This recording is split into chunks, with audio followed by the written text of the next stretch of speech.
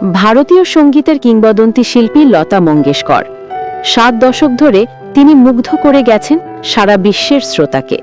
1929 সালের এই দিনে ভারতের মধ্যপ্রদেশের ইন্দোরে জন্মেছিলেন তিনি।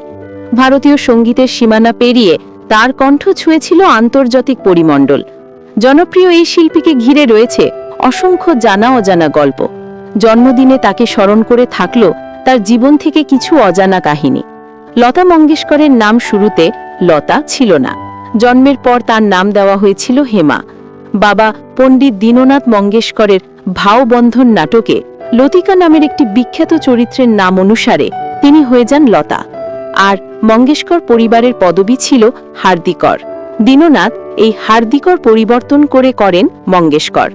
মাত্র 13 বছর বয়সে একটি অনুষ্ঠানে গান গেয়ে লতা প্রথম পারিশ্রমিক পান। টাকার অঙ্ক ছিল মাত্র 25।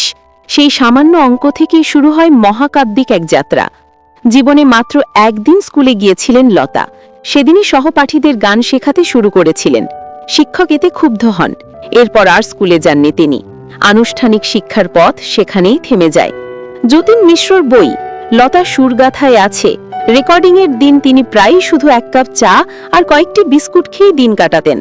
কখনো কেবল পানি খেয়ে ঘন্টার পর ঘন্টা রেকর্ডিং করেছেন। লতা ছিলেন ক্রিকেটের একনিষ্ঠ ভক্ত।